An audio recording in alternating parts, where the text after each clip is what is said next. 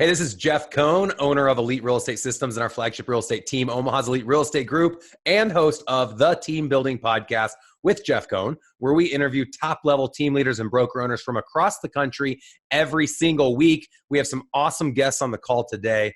These guys did over 99 transactions last year, just one shy of 100 unit sales for a total of $40 million in volume. They are current ERS clients of ours, Elite Real Estate Systems clients, and have been to our workshop multiple times. They are brothers, they are business partners, and they are bad ASS individuals, and I'm excited to have them on the show today. Scott and Bryan, welcome to the Team Building Podcast. Hey, Jeff. Thanks for having us. Thanks for being here. Appreciate you guys taking the time out of your busy schedules. I know you do a lot of stuff. These are family men, hard-pressed, hard-working. They work out every day. I know Brian's been doing the whole triathlon thing. Scott's been doing the Kilimanjaro, hiking 50 miles and doing all that sort of thing. So these guys live big lives, and we'll get into that here in a little bit. But first and foremost, welcome you guys to this hangout today. And as you already know, we have a lot of guests looking to build and scale teams like you have. Today, I'd like to really dive deep into some of the pieces that maybe haven't all come together yet for you two, and the failures that you've had along the way. Everyone can brag about being awesome. We all have amazing things to brag about. I would like our focus today to be on the areas where you're not awesome. And that always is kind of awkward and challenging. The reason I'm doing this with them is the audience listens to me do this with you and is wondering why, because I don't do this very often. I'm pretty close with Scott and Bryan. We've spent a lot of FaceTime together, so I'm okay allowing them to be my punching bag. And in doing that, in this exercise, we can all learn from some of their mistakes. So the first topic I want to bring up came up prior to us going on live, and that was in regards to partnering with family. Are you guys okay if I share your percentages with the world? Sure. Yeah. Sure. Okay. So Bryan is a 48% owner of their team. Scott is 49%. Scott is 49%, and their dad is 2%. Because he wanted to carry the final vote on any major decisions that the business made. So they said they have to pretty much wait out until dad passes away before they can assume 50-50 partners. But their question was just kind of speaking to partnerships with family. They always say don't partner with family and friends. But if you do, obviously make sure you do it the right way. And to me, I think having a buy-sell agreement is super important with any business partnership. For anyone that doesn't know what that is, that's essentially an understanding that if at any point one of the partners wanted to buy and or sell the business, there would be an understanding of how you would come about evaluating that business and how that buy and sell would take place. So having something like that in place is number one. Do you guys have anything like that in place right now? Yeah, actually, Jeff, when we decided to do this, we had a hard time getting dad to let go, which, shocker, that's real estate and families. But when we did, we sat down with an attorney. We had an attorney write out a buy-sell agreement. We all agreed to it, signed off.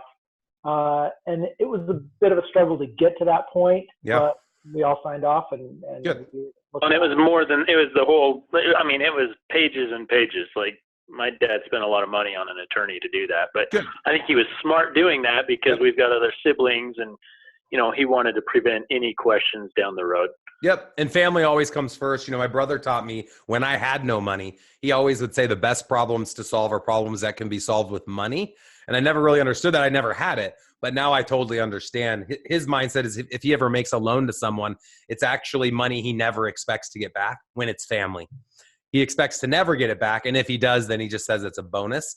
And I think going into business with family, obviously you have to respect one another. You have to stay professional as possible. But it's hard because it's family. And with family, for whatever reason, we feel like we can push the envelope, maybe not be as professional as we should be, maybe not show as much respect as we should. Because it's family, I think sometimes we have the tendency to take advantage of one another. And I'm speaking from my experience of working with my mom and dad. They brought me into the business in 2006. And so I've been working with mom, dad. At one point or another, my brother and sister have been on my real estate team or partnered with me in some capacity. So I know what it's like to work with family. One of the things that we struggled early on with when we took over was really respecting each other's time. And, I can do this and be late to a meeting with Bryan. It's just my brother, or he'd do the same thing. And we got to a point where that came to a head, and we had to say, hey, we're business partners. Let's treat this like a business, treat each other with respect, as business partners. And since we've done that, we're not perfect. Nobody is, but I feel like I have a great degree of respect for Bryan as my business partner, and I always promote him that way to any clients or potential agents that I talk to. Yeah, I love that. Well, and along those lines, Scott, when we realized that we were setting the example, if we were late to meetings, what were we showing our team as we started hiring agents? And, when it was just Scott and I, it was different, or I shouldn't say different, but, people see what we were doing. If you were late to a meeting or, they were going to do the same. Yep. Good point. Your followers follow your example. So that's a really good point.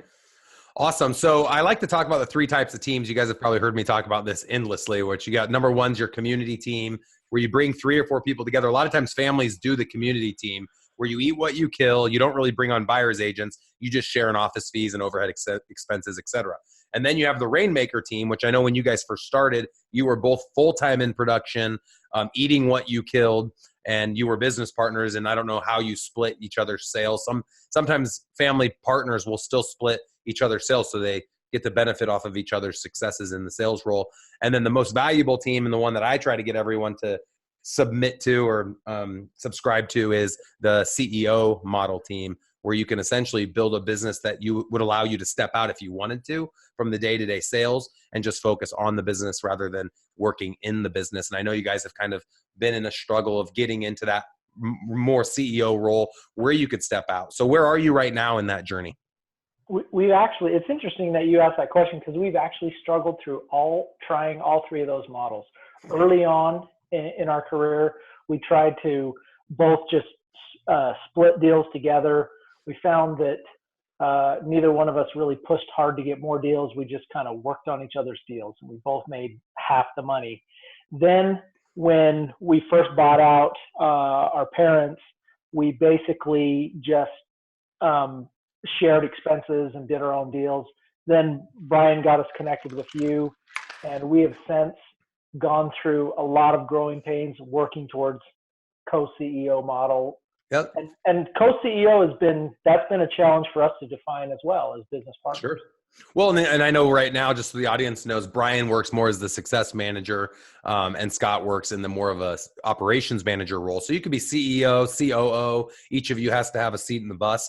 The biggest thing with partnerships, and this is a 2-person or 10-person partnership, if 1 + 1 = 2, then what's the point? Other than, you might say, having fun. It's more fun to have a partner than doing it alone. And I was alone for a long time. My parents brought me on, but I was the one really focused on building the business rather than just servicing the deals.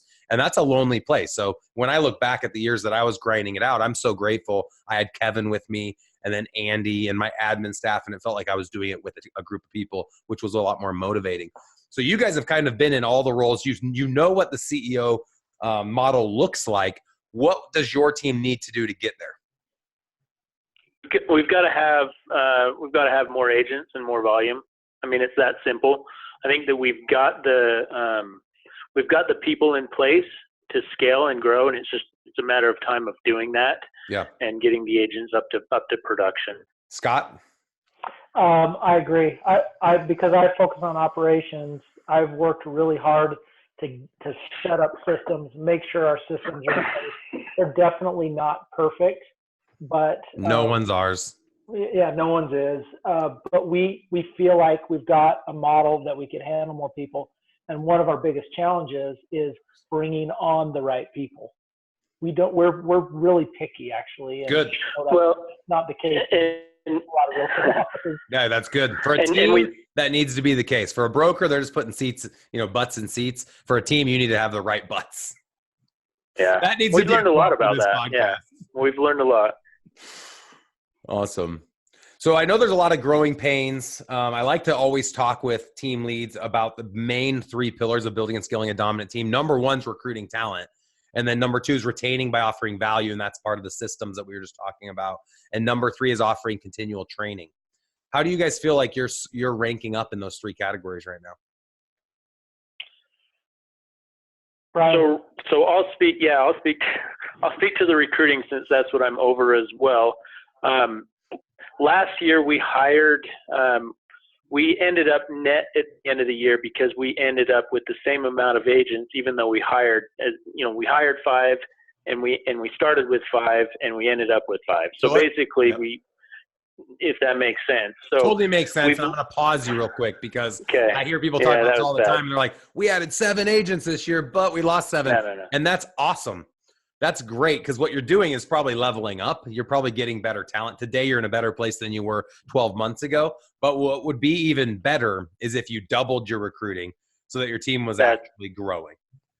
That's exactly what we're doing this year. So in the recruiting efforts, it's really more of a, before it was, hey, let's make some agent calls. Let's talk to a few agents here and there. And I feel like we have a very focused plan as we've, listened to your strategies of recruiting, as we've listened to, a couple others.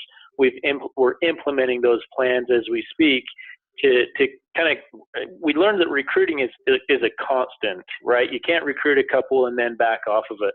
You've got to constantly be putting people in the recruiting pool.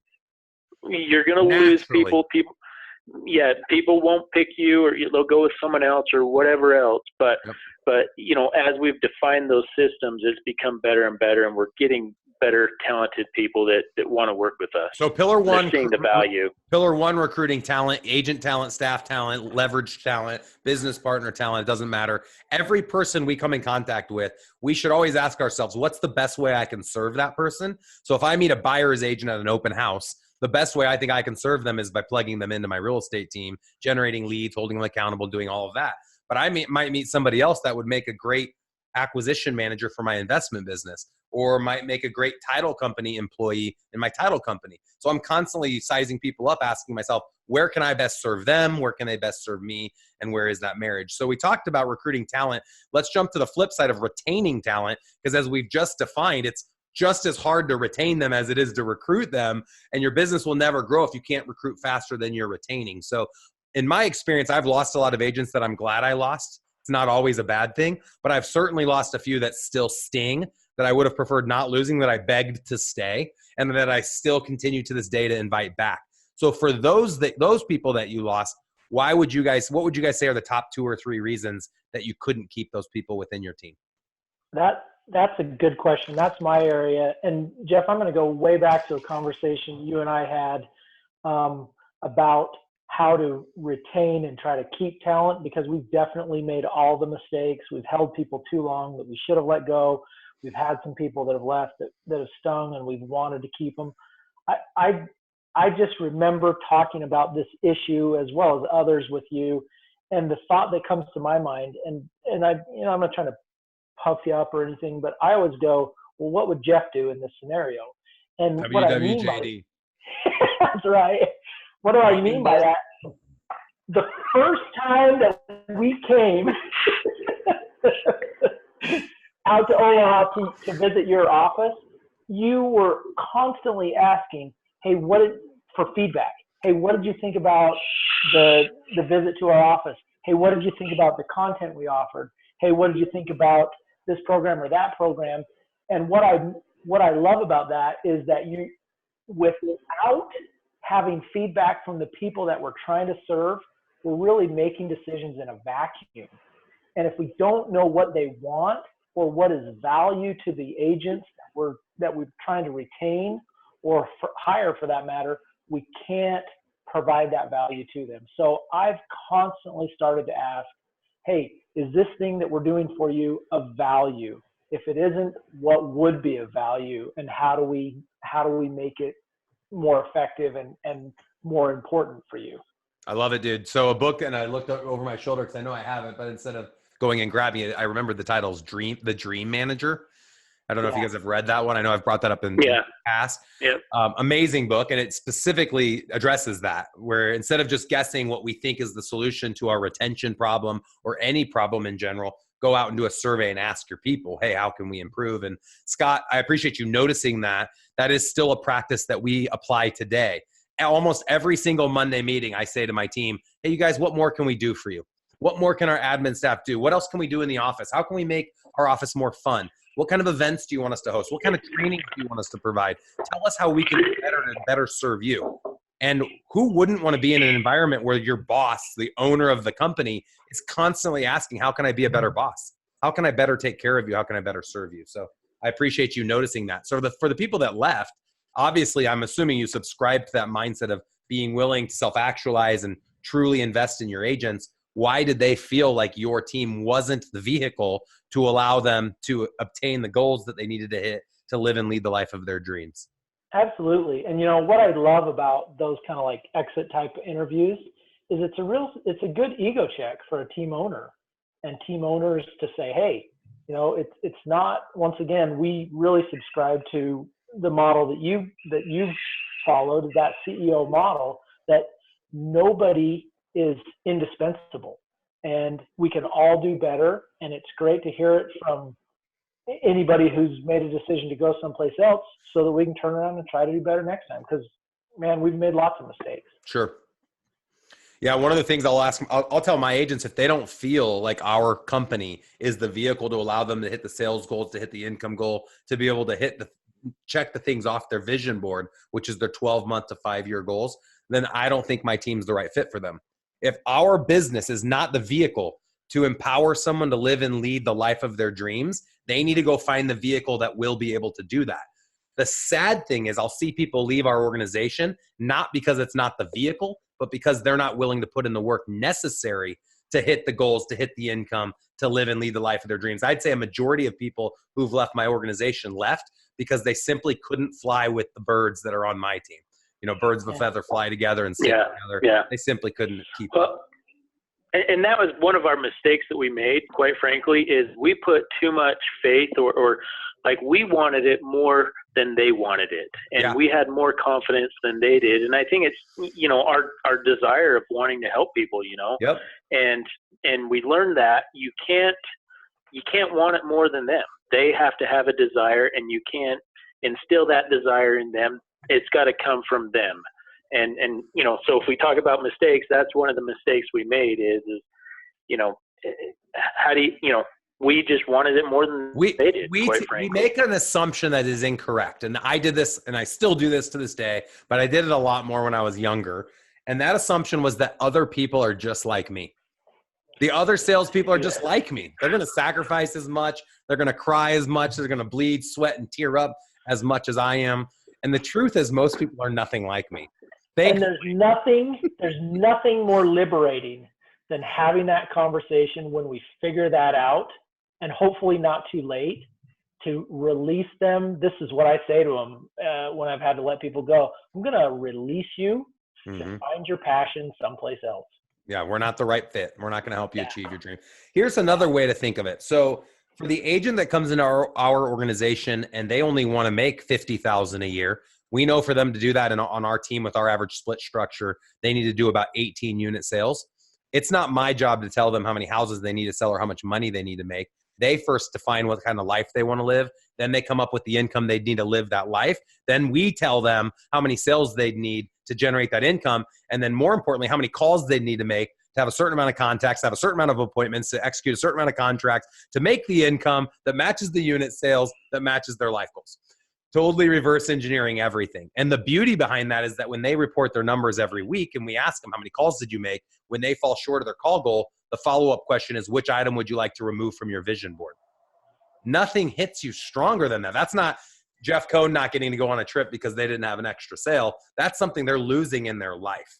So for the people that have left that you felt like didn't plug in and you talked about releasing them because they weren't a good fit, let's talk about how you could have maybe changed the way you mentored them, trained them, onboarded them, maybe not hire them from the very beginning.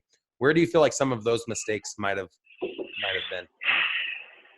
I don't think we should have hired most of them, to be honest with you, because some of them came by virtue of like a referral, some relationship that we had. And so we felt a little bit of an obligation to work with them or at least give them a shot. We were very, very new in terms of onboarding processes and really didn't have very much in place. So, some of that was probably on us as well. as you kind of, we've learned a lot from them, but we have an onboarding process now, and we know when things are going to happen and what needs to happen and what they need to learn. We've hired over 100 real estate agents to our team in Omaha, Nebraska. Today, we have about 40 licensed. That means 60% have left over the last 7 years, and we still don't know. Dude, it's hard to know. It's hard to know. And we disc them. We have a long interviewing process, and we can do podcasts later all about how we do that. But the truth is, like, you don't know because you don't know how they're going to respond to your culture, to your systems, to your environment. They might have failed everywhere else, and with you, they'll do better. Or they might have done pretty well everywhere else, and with you, they're going to crush it. Or they might have crushed it somewhere else, and with you, they're going to fail. So you really just don't know. So I'm a big believer, as long as the culture fit is there and they're not going to be toxic, I like bringing them into our environment on a temporary basis. So we put people in what we call probation when we first launch them, and they have to go through 12 hours of all of our training content. We call it Agent Launch. And as ERS clients, you get the Agent Launch courses for free. And within Agent Launch, they go through all the team trainings, they go to all the events, and they get to make a decision after their Agent Launch. Usually it's about a 3-month period if they feel like we're a good fit for them. And then, of course, we're deciding if they're a good fit for us. And you usually know a lot about someone in that first 3 months. I don't care if they have a single sale. It's more about how they assimilate into our culture, into our training, into our DNA. And if they're a fit that way, they're going to be successful. It's just a matter of time. Yeah. And you haven't made a sale at that point.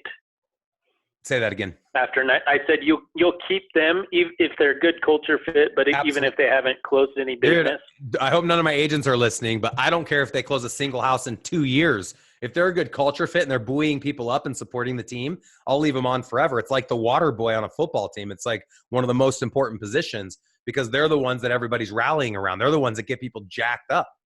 So I'll take agents that do zeros all day long if they have the right attitude. But the reality is most of the time, if they're not a culture fit, if they're a culture killer, they're not going to be happy. They're not going to do transactions. And it's a mutual pain. We might as well release them. We kept one agent way too long that really was a culture killer. And he was our first learning experience in that sense. And it was so liberating to let him fly someplace else. Bye, Felicia. Yeah, man, there's nothing better. It's like firing a sucky client. It's the same thing. If you have this feeling right now, you guys are listening to this and you have an admin person or an agent that when you have your Monday meeting coming up and you're going to have to see that person and you're thinking about canceling because you don't want to put 1 hour in their presence, that person is a bad fit. Either if you're on a team and that's how it is with your leadership, you need to leave. And if that's somebody that's on your team or staff, you need to invite them to leave. What did you say, Scott? You need to release them, which I think is a Keller Williams word. Release them back out into the world. Little birdie, go fly away because you're a bad fit for our organization. So we focused on recruiting and retaining. Let's talk about training. I know ERS, Elite Real Estate Systems, for those that aren't ERS clients listening to the podcast, we provide group training for team leaders and individual agents. So for team leaders, it's 14 hours of live stream content every single month. And for agents, it's 8 hours. The 8-hour agent product is $97 a month. It's a month-to-month program. And then the team leader product is $997 a month. And again, it's a month-to-month program. To get through the entire evolution of the team leader training, it takes 12 months. To get through the evolution of agent training, it takes 6 months. The beauty is when you sign up, you get access to the previous year's content. So if you join the team leader program and only wanted to stay on a month, you could consume all the content if you have 104 hours on your schedule in 30 days to go and consume all that content. But the big value add is access to myself and Andy and the Q&A calls, etc. So from a training standpoint, I'd be very curious, and you can share with our listeners, how often does your team and or do you guys take advantage of the agent training, the team leader training, and then what additional training are you doing for your admin and your agents? Scott, do you want to go over that, the schedule? Go ahead. So, I wasn't kidding. I really wasn't buttering you up when I said, ask the question, what would Jeff do? We've actually modeled our training that we do in-house in conjunction with what we train with ERS. And the agents, we actually have our agents. We have a launch program that we've set up for our new agents. And as a piece of that, we have them watch ERS trainings. We encourage our agents to watch both of the ERS agent trainings every week. Let me speak to that quick, just so the audience knows what you mean by as you differentiate those two. Every Monday at 11:15 Central, our team does a topical training, and we stream that to all of our ERS clients, but it's actually being streamed out of our production studio in Omaha with our flagship team in Omaha, which is the #1 team at Berkshire Hathaway Home Services nationwide. And then Wednesday, we do a Zoom group call, similar if you're watching this on YouTube, similar to this Zoom podcast that we're doing right now, but there's about 50 or 100 people on the Zoom call on Wednesday where we do dialogue training. So your agents and or yourselves can get on and actually see each other's faces and role play. But if you're scared to do that, you also have an option to be a fly on a wall and just watch the live feed, and you can instant message, ask questions, etc., to that team leader that's presenting that training that day. All right, sorry. Yeah, and that's huge because especially our newer agents, they need interaction. They need to hear from a source outside of Bryan and me that what we're teaching them in our inter-office trainings is exactly what they need to hear. And so we combine that launch with ERS. We believe also that role play and practice is huge. So right after our weekly team meeting, we go into a training, and then we ask our agents to role play. We ask our agents to find a role play partner. Love it. And inside the office or outside the office. Now, I'll be honest, one of the dysfunctions that we're struggling with is pushing to hold them accountable to that weekly role play. Yeah. We keep working on it because and a daily role play too for 15 minutes a day as well. Well, and I've heard a lot of successful teams will do huddles every day, 15 minutes a day. If they have a really strong outbound sales presence, they'll get together before their outbound calls, or if you have a call night. Role play on date night, don't take that the wrong way. Everyone's spouses love to beat them up. So ask your spouse to be like the worst case scenario seller, the worst case scenario buyer. Allow them to challenge you. These guys are laughing. You're now embarrassing me. Is my face getting red? It just goes back to like our previous call we had with you was along those lines. It probably was. That's a different podcast for another day. I love having a good time with you guys. The sum up is honestly, training is huge. Training is huge, especially for newer agents. And we found really the training content that we get through ERS is awesome. Bryan and I went through the 12-month program. We watched it again for another 12 months. And then we assigned our team lead who does accountability coaching. She'd be like equivalent to your Andy, to go log in and do the team leader training. And then we talk about it. We talk about ways to implement aspects of what you do in our business. And it's hugely helpful. I mean, awesome. Coaching is critical for success. Oh, for sure. The team leader training, just so anyone that's on here hasn't looked into that at all on our website, it has unlimited seats in the agent training product. So if you're an enterprise, a brokerage account, if you have more than 50 agents, we have a special offering for brokerages that essentially have more than 50 agents that want to have seats in the agent product. So reach out to me privately if you want more information on enterprise.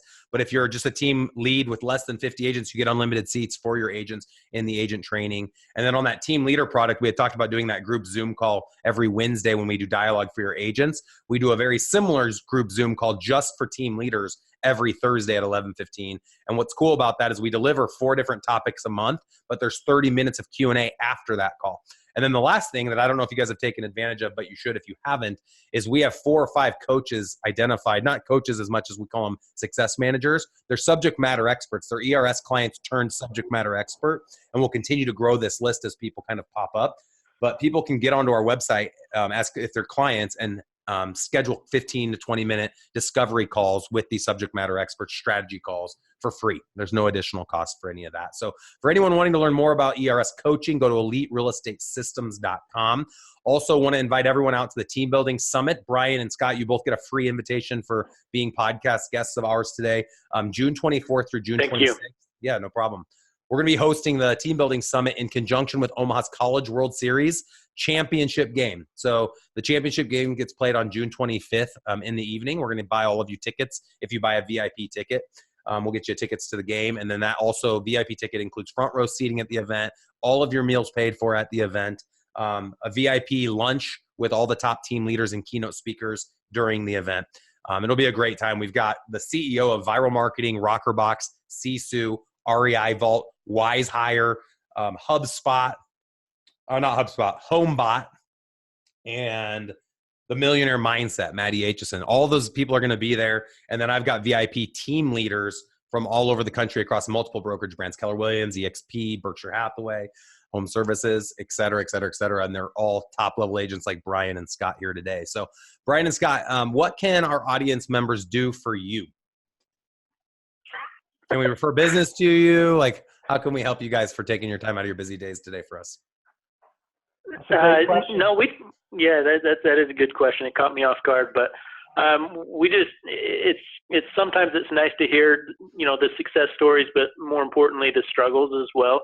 Because, a lot of times you get on one of these and an agent says how great they are and how much their team has done, but then their family life is a mess or, something like that. And so it's a challenge to keep it all together at times, but, it's great to go to events like what you're talking about, because you kind of, for the most part, you're going to see what people are really like. And, you really get to know someone and, having someone that you can call out in a situation or send a text to and just a quick question is really helpful. That's huge. I'm open to that and Scott's open to that. So, I don't know if you're going to put our contact information here, but we're both happy to network and answer any questions that we can help anyone with. Yeah. What's the best way for someone to get in touch with you? Just throw out like an email address or a website. So my email is Bryan, BRYAN, at Colemere Realty. That's COLEMERE Realty.com. And Scott's is the same thing, but Scott at Colemere Realty. Okay, welcome to reach out. You can get our phone numbers on our website, ColemereRealty.com. Perfect. So, of course, referrals coming your way. You guys are in what area of Utah? We're Salt Lake County, Utah County, Davis County, kind of the Wasatch Front. So if you're an agent in that area, an admin in that area, or you have a referral for that area, reach out to these guys. They're awesome. I can vouch for them. I've known them for several years. Would love to have you guys come out this summer. Another thing about our event is it's not a sellout event. And what I mean by that is I only bring in sponsors who I personally have used. Whereas a lot of events I go to, the person putting on the event just lets anybody be a sponsor. I only bring in the people that I know are going to actually benefit your business. The other thing is all of the VIP team leaders and keynote speakers and myself are everywhere throughout the entire event. We don't leave. Most of the events I go to, like the person that you want to spend time with, you never even get to say hello to. I will be there to shake every hand, get pictures with every person, answer any specific questions that anyone has for me. As both of you will confirm, I make myself very available, probably too available, which is why I'm a 99i. I just absolutely love interacting with people. So I will be at the entire event, and so will all the other people I named. We're going to have a ton of fun after hours every night. We have different social events. We have a tailgate after the game that's going to go to like 1 a.m. I got a DJ. It's going to be a good time. So if you guys can make it work this summer, the teambuildingsummit.com, go and buy your ticket today. We'd love to have you there. And of course, both of you are welcome to come for free. Cool. Awesome. Thank you. All right, you guys. Hey, just as a shout out to Brian and Scott, be sure to go out on iTunes, give them a 5-star rating for this episode, and just a quick shout out to them of a bit like your major takeaway, and give the shout out to the Colemere, COLEMERE, just to let them know that they're awesome and how you were able to get major, massive, crazy value out of this podcast episode. Until next time, thank you, gentlemen. Thank you.